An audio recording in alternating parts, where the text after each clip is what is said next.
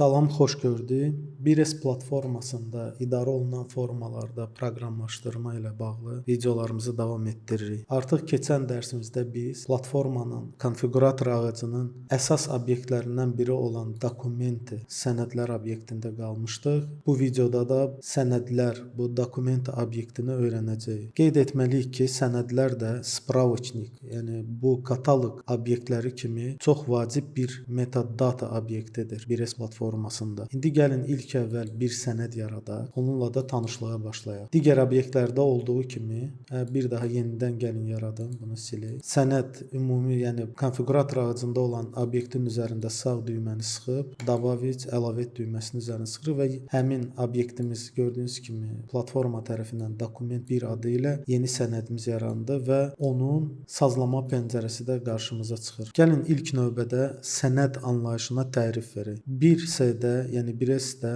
sənəd nədir və o hansı funksiyaları yerinə yetirir? Bunu aydınlaşdıraq. Beləliklə sənədlər konfiqurasiyamızın tətbiqi obyektləridir. Onlar tətbiq etmə həllində, yəni proqram təminatında müəssisədə baş vermiş təsərrüfat əməliyyatları və ya müəssisənin həyatında baş vermiş hadisələr haqqında məlumatları saxlamağa imkan verir. Məsələn, alış fakturaları, işə qəbul haqqında əmrlər və yaxud da digər yer dəyişmə sənədləri və bu tip bütün sənədlər hamısı bu dokumenti, yəni sənəd obyektinə aid ola bilirlər. Yəni, məsələn, müəssisənizdə baş verən bütün hadisələr sənədlərdə əks etdirilir. Hər bir hərəkət, məsələn, pul vəsaitlərinin daxil olması və ya çıxması, bütün bunlar sənədlər, yəni dokumentlər vasitəsilə qeydə alınırlar. Sənədlər bu hərəkətləri, yəni müəssisədə olan bu aktivliyi qeydə alır və yaddaşda saxlayır. Baxın, spravочniklarda olduğu kimi sənədlərin də öz standart rekvizitləri var. Yəni demək olar ki, struktura baxsaz, quruluşlarına baxsaz bu obyektlərin həm spravочnik, həm də sənədlərdə çox oxşardılar. Qeyd etdiyimiz kimi, sənədin də necə spravочniklarda olduğu kimi özünün standart rekvizitləri var və bunlar sənəd üçün ən vacib olanlarıdır. Bu rekvizitlər nömrə və tarixdir. Əsas bu iki rekvizit. Niyə bu rekvizitlər standartdır? İndi sual yarana bilər. Çünki onlar daim istifadə olunacaqlar. Məsələn, nömrəyə baxsaq, nömrə spravочnikdə kod kimi sənədlərin unikal olmasını təmin edir. Yadınıza gəlsə biz bundan qabaqki dərsimizdə spravочnikları öyrəndiyimiz zaman orada naimnavaniya, ad və kod əsas iki rekvizit vardı. Gəlin hətta belə keçək bu sənədimizin idarə olunan bu sazlama pəncərəsində danlı bölməsinə. Baxın, hətta keçirik. Burada belə bir bölmə var, standart rekvizit. Görürsüz, platformanın əvvəlcədən biz bu sənəd obyektini yaradarkən özü standart olaraq belə bir ссылка, istinad, nomer, nömrəni, tarix, provision, пометка удаления kimi bu cür standart rekvizitləri yaratmışdır. İndi bizi maraqlandıran qeyd etdiyimiz kimi əsas bu nömrə və tarixdir. Qeyd etdiyimiz kimi nömrə, yəni nomer bu spravочniklarda kod kimi sənədlərin unikal olmasını təmin edir. Yəni iki sənədin eyni nömrə ilə yaradılması mümkün deyil. Yəni eyni zamanda da sənədlərin nömrələnməsi də sistem tərəfindən, yəni platforma tərəfindən idarə olunur. Bu proses avtomatik şəkildə sistem tərəfindən həyata keçirilir. Baxın, biz keçək bu pəncərəmizdə numerasiya bölməsi. Bu proses, baxın, sırf bu bölmədə sazlanır. Gördüyünüz kimi burada avtonumerasiya, yəni avtomatik nömrələnmə hal-hazırda standart olaraq da işarələnmiş şəkildədir. Biz bunu söndürə də bilərik ki, avtonumerasiya olmasın. Biz proqramda kod yazmaqla, yəni kod vasitəsilə sənədlər üçün nömrə də təyin edə bilərik. Lakin daha rahatçılıq üçün avtonumerasiya işarələnmiş, yəni seçilmiş olsun. Yəni avtomatik olaraq nömrələnmə. Burada hətta numerator, nömrə generatoru sazlanması da görürük. Bunu gələcəkdə öyrənəcəyik. Yəni bu şəkildə də avtomatik olaraq nömrələri generasiya edə bilərik istədiyimiz şəkildə. Sonra длина номера. Bu həmin sənədimizin nömrəsinin uzunluğu, simvol sayını təyin olunur. Standart olaraq gördüyünüz kimi 9-dur. Fikir verin. Kontrol unikальности. Bu bizim sənədlərimizin nömrəsinin unikal olmasını nəzarət edir. Söndürsək, misal üçün bu unikallığa nəzarət olmayacaq. Eyni nömrə ilə fərqli sənədlər yarana biləcək. Bu onun qarşısını almaq üçündür. Nömrənin tipi, yəni sənədin nömrəsini rəqəm şəkildə də elə bilərik və yaxud da sətir şəklindədir. Adətən müəssisədə nömrə tipi sətir olaraq, strak blokı olaraq seçilir. Sonra burada görürsüz periodikli bizim sənədimizin nömrələnməsi, hansı periodu üzrə sazlanması da bu bölmədə idarə olunur. Gəlin bu siyahını açaq. Görürsüz biz burada ne periodik qoya bilərik və yaxud da пределах кода. Adətən çox vaxt standart platformalarda sənədlərdə nömrələnmə пределах коda. Bu nə deməkdir? Məsələn, bizim sənədimizin nömrəsi başladı 1, 2, 3 və ilin sonuna kimi tutaq ki 800 nömrəli sənəd. İndi yeni gələn ildən bizdə bütün bu nömrələr sıfırlanacaq və yenidən 1, 2, 3 sıfırdan başlayaraq davam edəcək növbəti il üçün. Yəni sənədlərin nömrələnməsi periodik olaraq 1 il çərçivəsində davam edəcək. Baxın bu sazlanmalar və yaxud da qoymaq olar 3 aylıq, hətta ay və hətta sənədin nömrələrinin yenidən təkrarlanmasını gün periodunda da təyin edə bilərik. Ancaq daha məqsədə uyğun olar ki, пределах кода, yəni il ərzində. Baxın bunu seçək. Sənəd dokumenti obyektində növbəti əsas rekvizit qeyd etdiyimiz kimi, baxın gəlin данные bölməsinə daxil olaq. Buradan da standart rekviziti data. Baxın bu sahə hansı ki sistem tərəfindən də avtomatik olaraq yaranır. Niyə bu tarix, vaxt sənədlərdə bu qədər vacibdir? Yəni bu çox sadədir. Çünki onlar əməliyyatın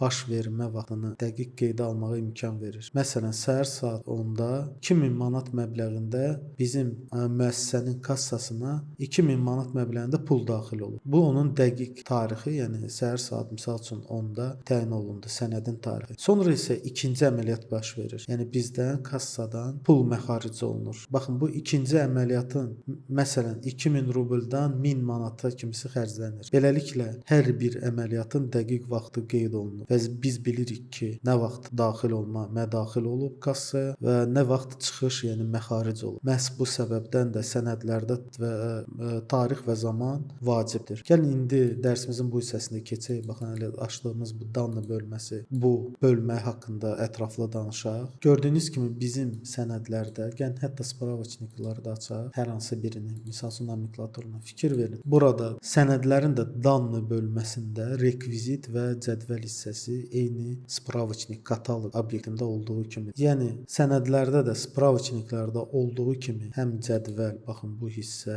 həm də sadə baxın bu rekvizitlər eyni qaydada ola bilərlər. Amma gəlin rekvizitlərimizi yaratmağa başlamamışdan əvvəl sənədin necə göründüyünə nəzər salaq. Artıq biz dokument 1 adında, yəni ixtiyari bir sənəd yaratmışıq istifadəçi rejimində, yəni bazamızı yeniləyək. İndi bizə xəbərdarlıq gəldi ki, bazamızın strukturu dəyişilib, yəni yeni obyekt əlavə olunub. Bunu qəbul edirik. Принять aşağıdan сообщениyanı bağlayaq. Sonra servis 1S предприятие. Keçirik bizim alt sistemimizə, учет alt sisteminə. Gördüyünüz kimi indi bizim учет alt sistemində sənədimiz görsənmir. Bu da onunla əlaqədardır ki, biz həmin bu sənədimizi podsistema bölməsində onun üçün alt sistem təyin etməmişik. Qayıdırıq sənədə, yenidən göstərirəm. Dokumentini seçirik. Buradan keçirik podsistema bölməsinə və учет alt sistemini buradan təyin edirik. Zakret, yenidən yeniləyirik. Bazamızda bağlayıb tezdən açaq. İstifadəçi rejimində keçirik учет alt sisteminə. Görürük ki, dokument 1 bizim yaratdığımız sənəd obyekti artıq учет alt sistemində görsənir. Gəlin daxil olaq. Onun da avtomatik olaraq platforma tərəfindən siyahısı, yəni sənədin siyahısı forması hazırlanır. Gəlin bir sənəd də yaradaq nümunə kimi. Görək ilk əlavə etdiyimiz bu sənətə hansı forma və hansı rekvizit, xana sahələri var. Bunun üçün sazdaç düyməsini sıxırıq və qarşımıza belə ilk sənədimizin formasında olan fikir verirsinizsə nömrə və data vaxtı 04:05. İndi sənəd zapisat olundu. Bu vaxt tekushi, hazırki cari vaxt düşəcək bura. Qeyd etdiyim kimi bu nömrə və tarix bunlar sistem tərəfindən avtomatik olaraq yaradılır. Və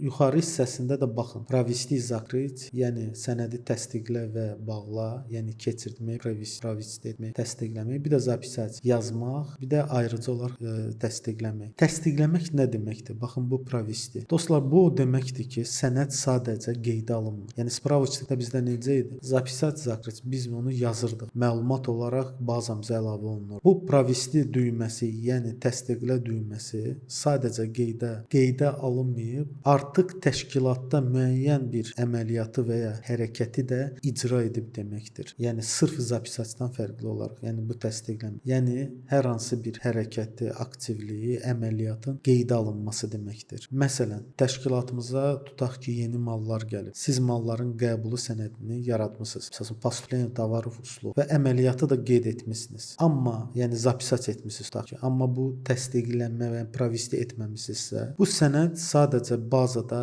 qeydə alınmış olacaq. Sadəcə qeydə alınmış sənəd isə o deməkdir ki, o hələ təşkilatın həyatında heç bir real hərəkət əməliyyatı icra etməyib. Yəni hesabatlara əgər baxsaz bazada, yəni konfiqurasiyada görəcəksiniz ki, heç bir hərəkət yoxdur, azalma, artım misal üçün yoxdur ambardakı qalıqda. Yəni təsdiqlənmə ilə sadəcə zapisasiya arasında baxın fərq budur. Yəni bu sənəd ancaq zapisasiya olsa, heç bir şeyə təsir eləməyib. Yəni faktiki olaraq heç bir daxil olma və ya çıxış əməliyyatı icra olunmayıb. Bizim halımızda misal üçün belədir. Amma sənədi təsdiqlə, baxın bu provesti düyməsinə kliklədiyiniz an artıq bazada müəyyən hərəkət icra olunmuş olur. Yəni real əməliyyat baş verir. Həmin an sənəd həqiqi sənədə çevrilir. Çünki ondan əvvəl o sadəcə bir qeyddir, yəni zapis şəklində düşmüşdür. Yeri gəlmişkən də təsdiqlənmiş sənəd, indi sizə göstərəcəm, yaşıl işarələnmiş göstərilir. Gəlin baxın, birinci gəlin zapisat eləyək. Sənədimiz yaranmış oldu, yəni bazada qeyd alınmış oldu. İndi keçək siyahıya. Görürsüz sənədimiz baxın bu şəkildə görsənir. 04.05, yəni mayın 4-ü 15-18-də ta sənəd yəni dəqiqəsinə, saniyəsinə kimi qeyd olunur. Bu sadəcə olaraq qeydə alınmış sənəddir. Yəni təsdiqlənmiş deyil. İndi sənədə daxil olsaq və provesti düyməsinə bassaq, fikir verin, sənədimizdə yeni bir quş işarəsi, baxın yaşıl belə işarələnmiş görsən. Bu isə o deməkdir ki, sənədimiz artıq bazamızda təsdiqlənmişdir. İndi düşünürəm ki, artıq başa düşdünüz, təsdiqlənmiş sənəd və ya sadəcə qeydə alınmış sənəd nə deməkdir? Yəni bunu inşallah ki, sizə aydın oldu. İndi gəlin istifadəçi rejimini bağlayaq və keçək konfiquratorumuza. Sənədimizin sazlanma pəncərəsini açaq. Buradan keçək verilənlər, yəni danlı bölməsinə, məlumatların bölməsinə. Baxın, sənədin papaq, yəni şapka hissəsində, papaq hissəsində hansı rekvizitlər ola bilər? Biz onları bu hissədən təyin edirik. Məsələn, kontragent, yəni bizim tədarükçümüz. Gəlin bu rekviziti əlavə eləyək. Tutaq ki, bizim sənədimizdə, yəni papaq hissəsində, yəni məlumat olaraq hansı rekvizit, hansı sahələr əks olunur, onları yaradaq. Məsələn, kontragent,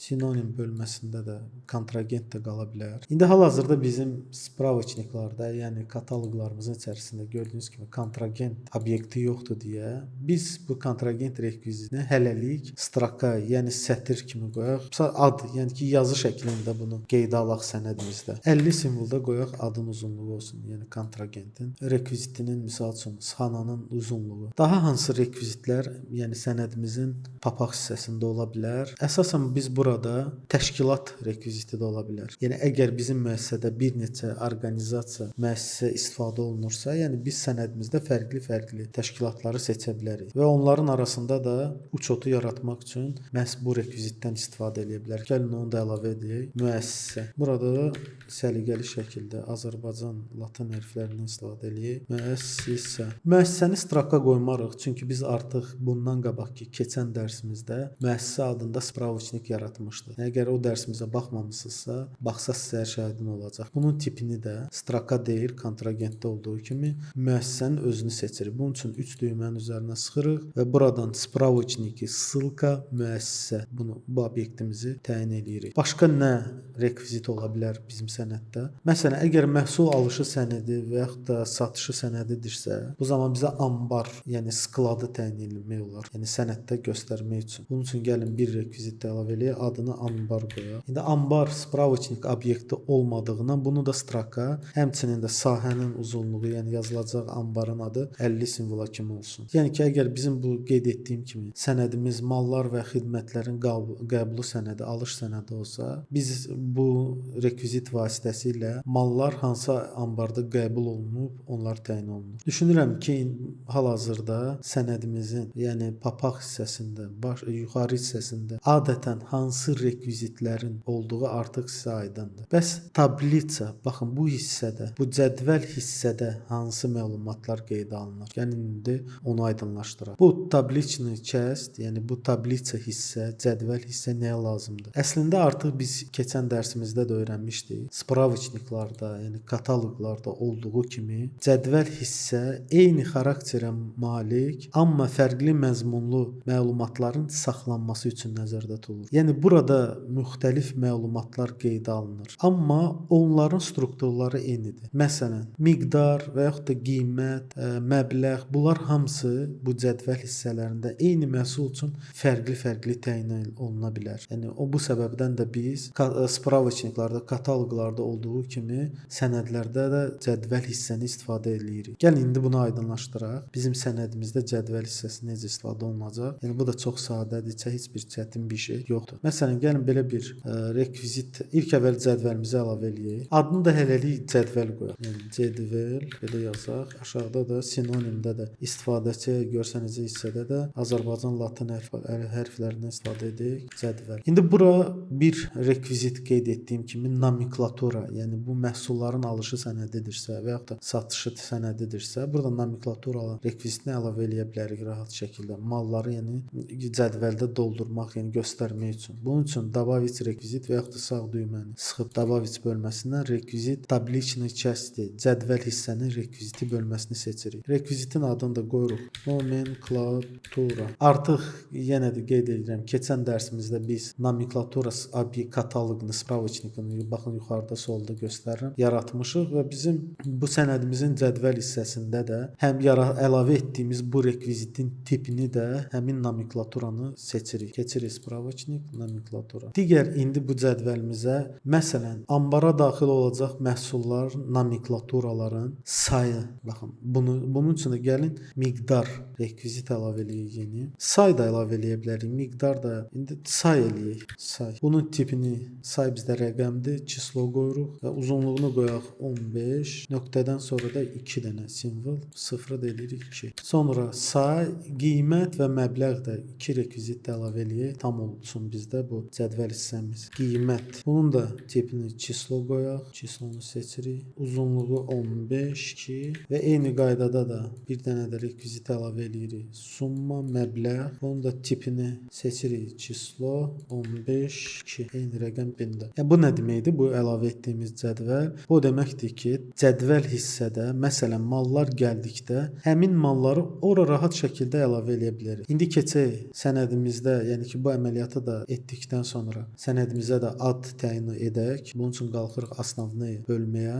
Adını da qoya bilərik ki, malların və xidmətlərin, üzr istəyirəm, bunu tam ingilis hərfləri ilə malların və xidmətlərin alışı sənədi. Belə uzun ad qoyarıq. Sinonim bölmədə səliqəyə salaq. Malların və xidmətlərin alışı sənədi sözündə yığışdıraq. Bu sənədimizin adı danlı bölməsini doldurduq. Qeyd etdiyimiz kimi cədvəllə biz gələn malları təyin edirik. Misal üçün, tutaq ki, nomenklatura şkaf gəlib, tutaq ki, bolt gəlib, monitor gəlib. Bu sayda, bu qiymətdə, bu məbləğdə. Yəni cədvəl hissəsində sətir-sətir doldururuq. Yəni ki, biz əvvəlcədən bilmirik hansı malların gələcəyini. Ona görə bu malları, yəni ki, şapkada, yəni yuxarıda sənədimizin papaq hissəsində yazmaq məntiqli olmaz. Yəni fərqli-fərqli məhsullar gələ bilər, fərqli kateqoriyada, sayda. Bu səbəbdən də cədvəl hissəni doldurmaq daha məntiqlidir. Yəni sətir və sətir istənilən qədər məhsul əlavə oluna bilər. Çünki məhsulların, malların sayı məhdudlaşdırılır. Neçə mal gəlibsə,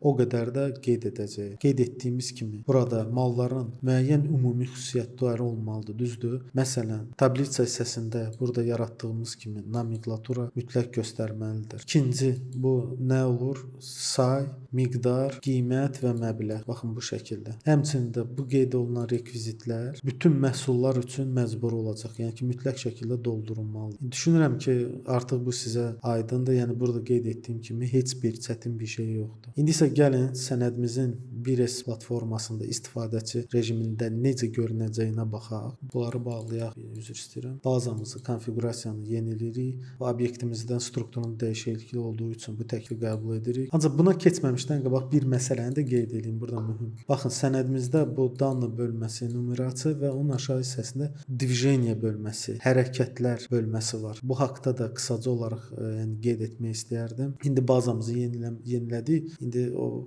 istifadəçi rejimində baxmamışdan qabaq bunu da mütləq qeyd edin. Baxın, burada provedение, yəni sənədin təsdiqlənməsi. O provedение hansı ki var idi? Zapisat, yazmaq və yaxud da provesti eləmək, təsdiqləmək. Hansı ki əvvəldə qeyd etdik. Burada baxın onun sazlanmasında razрешить və ya запретить belə bir sazlamaları var. Yəni razрешить bu deməkdir ki, biz sənədin təsdiqlənməsinə icazə veririk. Запретить isə bu bir növ biz sənədin təsdiqlənməsini, yəni провести olunmasını qadağan edirik. Misal üçün, baxın bizdə bir sənəd var. Tutaq ki, məhsul, nəqliyyat fakturası və s. Amma bu sənədlər real uçota heç bir təsir göstərmir. Yəni belə halda sənədin biz təsdiqlənməsini rahat şəkildə qadağan edə bilərik. Yəni sənəd qeydə alınır, amma baza məlumatına heç bir təsir göstərmir. Yəni uçota indi gələcəkdə öyrənəcək bütün bu registr nakoplenniya olsun, buxalteriya registri olsun, bunların heç birinə təsiri, ehtiyac qalmadığından biz запретить qoya bilərik. İndi sənədlərlə bağlı əlavə nə isə izah etməkdənsə, yəni bu qədər indi bizə aydındır, kifayətdir hələlik. Gəlin bir nümunə ilə sənəd də yaradaq, keçək istifadəçi rejiminə. Keçirik buradan uçot alt sistemi. Baxın, malların və xidmətlərin alışı. Bizim yaratdığımız, yəni yeni sənəd obyektimiz, açırıq onu. Və artıq burada bizim sənədimiz var. Gəlin onu açaq və gördüyünüz kimi sənədin formasını dəyişikdir. Yəni əlavə olaraq əlavə etdiyimiz kontragent, müəssisə, anbar və cədvəl hissəmiz, nomenklaturalar, sayı, qiymət, məbləğ, bütün bu məlumatları istifadəçi rahat şəkildə sənədi doldura bilər. Yəni faktiki əməliyyatı qaymə fakturanı götürüb oradan müştərinin adını, müəssisəmizin adını, anbarı, skladı təyin edib və mallarla onların sayı, qiyməti və məbləğlərini doldura bilər rahat şəkildə. Gəlin biz də bunu edək. İlk əvvəl kontragentimizə ad qoyaq. Misal üçün Samir adında müştərimiz. Adını Samir qoyaq, fərq etmir. Müəssisə, fikir verin. İndi biz müəssisə ki, onun tipini, baxın bu keçək biz sənədimizin sazlama pəncərəsinə, danlı bölməsinə fikir verin. Müəssisədə biz spravочник, ссылка, biz bu kataloqu həmin bu müəssisə rekvizitinin tipi olaraq seçdiyimiz üçün biz indi burada müəssisələrdən fikir verin. Keçən dərsimizdə yaratdığımız metal, polad və reklam plus müəssisələrini görürük. Yəni yenə də biz burada 1S platformasında obyektlər arasındakı qarşılıqlı əlaqənin şahidi oluruq. Necə 1S platforması tərəfindən bu təşkil olunur. Yəni biz bura vurmaqla həmin müəssisələrin siyahısının forması qarşımıza bu şəkildə çıxır. Gəlin reklam plusu seçək. Поставщик olaraq, yəni təchizatçı olaraq. Anbar bizdə spravочник obyekt yaratmadığımız üçün onu əllə yazaq. Qeyd etdiyimiz kimi 50 simvola kimi biz orada bu anbar rekvizitinin, yəni sazlama bölməsində onun simvol olaraq uzunluğu 50 simvola kimi biz təyin etmişdik. Anbar 1 qoyaq adını. Anbar 1 ya da fərq eləmir. Əsas anbar. Sonra isə gəlin buradan cədvəl hissədə nomenklaturanı doldururuq. Məsələn bizə mebel gəlib. 2 şkaf, 2 dənə şkaf gəlin əlavə eləyək. Buradan baxın, artıq bu nomenklaturanın tipi, nomenklatura baxın bu obyekt olduğundan biz rahat şəkildə buradan məhsulumuzu seçə bilərik. Şkaf 2 ədəd, misal üçün 10.000 manat. İkisi də bir yerdə edir 20. İndi görürsünüz avtomat bu. Biz indi kod vasitəsilə yaza bilərdik ki, biz bura 10.000 yazanda bu 2 ədədlə avtomatik olaraq məbləğ seçilsin. Bunu indi gələcəkdə biz edəcəyik. Sadəcə indi hal-hazırda bunu əllə yazırıq. İndi biz sənədimizi doldurduq. Yəni ambara, yəni bizim Reklam Plus şirkətimizin əsas ambarına Samir təchizatçıdan bu tarixdə belə bir məhsulumuz, yəni mədaxil olunmuşdur, daxil olmuş və gəlin zapisat zakrit eləyək. Gördüyünüz kimi baxın bizim sənədimiz buradan təsdiqlənmiş kimi də düşdü. Əla, biz indi bu dərsimizdə, bu videoda artıq sənəd belə yaratmış olduq. Yəni heç bir kod, bir sətr belə kod yazmadan. Yəni gördüyünüz kimi idarə olunan formalarda, yəni platforma bizə çox rahat imkanları yəni verir. Hələ ki kod yazmamışıq, müştəri müəyyənləşdirə bilirik. Məsəl üçün müəssisəmizi təyin edə bilirik, anbarımızı, nomenklaturamızı nə qədər alırıq. Baxın, ağıllı başlı поступление tovar usluga sənədini yaratmış olduq. Keçən dərsimizdə şöbələr, məhsullar, yəni müəssisə bir növ bazanı yaradırıq konfiqurasiyanı. Hələ ki bir sətr belə kod yazmamışıq. Mən qaydaq konfiquratora. Yəni biz bu günləri bu dərsimizdə bu sənədlər haqqında danışdıq və burada müəyyən rekvizitləri, yəni bu açaq bir saniyə. Bizim danlı bölməsində, yəni verilənlər bölməsində əsasən rekvizitlərimizi və cədvəl hissəsini təyin etdik. Numerasiya bölməsində sənədlərin nömrələnməsini öyrəndik. Fikir verin. Keçən dərsimizdə spravочник spravçniklarda olduğu kimi sənədlərimizin də formaları var. Artıq heç bunu təyin etməyə ehtiyac yoxdur. Biz bunu bundan qabaqki dərsdə o kataloqlarımızda təyin etmişdik. Eyni qaydada burada da eləyə bilərik. Hal-hazırda sadəcə olaraq bunu etməyə ehtiyac yoxdur. Yəni yaratsaz eyni necə keçən dərsimizdə etmişiksə, burada da eyni şeydir. Yəni əlavə bir məlumat heç yoxdur burada. Pat sistema fikir verdinizsə, həm spravçnik kataloqlarda var, həm də burada. Yəni və yaxud da indi o keçən dərsimizdə maket qeyd etmişdik, kataloqlarda var idi. Hətta gəlin baxaq, maket, görs forma. Yəni eyni bölmələrdir. Yəni baxmayaraq ki, bu ayrı obyekti, bütün onun da sazlamaları, bölmələri demək olar ki, təkrarlanırlar. Bəzi fərqlər var. Yəni biz bu gün sənətdə öyrəndik ki, məsələn, движение, hərəkət. Biz onu razрешить qadağan eləyə bilərik. Buradakı indi hələ fikir verməyin bu bölmələrə. Bizə bu dərsimizin bu hissəsində, yəni bizdən tələb olunmur bunlar. Yəni bunlar haqqında da danışıb özümüzü yükləməyib. Vaxt gələndə bizə sırf bunlar da nəyə lazımdır, sazlanmalara ehtiyac olanda daha ətraflı hamısı haqqında qeyd edəcəyik. Eləcə də bu sənəd obyektimizin digər bölmələri, rekvizitləri barəsində. İnşallah ki, düşünürəm ki, yəni dərsimizin, yəni sənədlər haqqında hələlik bizə bu qədər məlumat kifayət eləyər. Yəni az da məlumat almadıq, hətta özünüz də görürsüz ki, ağlı başlı sənəd yaratmış oldu. Yəni dərslərimiz müddətində, yəni bu videoların içində biz gələcəkdə də ətraflı digər məlumatları da əldə etmiş olacaq. Həm bu sənədlərin ya kodla, yəni ki, sazlanması, kod vasitəsilə onların yaradılması, bütün bu və digər funksionallarla bağlı məlumatları yəni inşallah öyrənəcəyik. Ümid edirəm ki, bu videoda inşallah sizə faydalı olar. Bu videonu da sonlandırıram. Əgər bu videonu izləyirsinizsə, videonu bəyənməyi, kanala abunə olmağı və videonun altında olan kommentariyalı bölməsində öz fikir, irad və rəylərinizi bildirməyinizi istərdim. Sağ olun, uğurlar.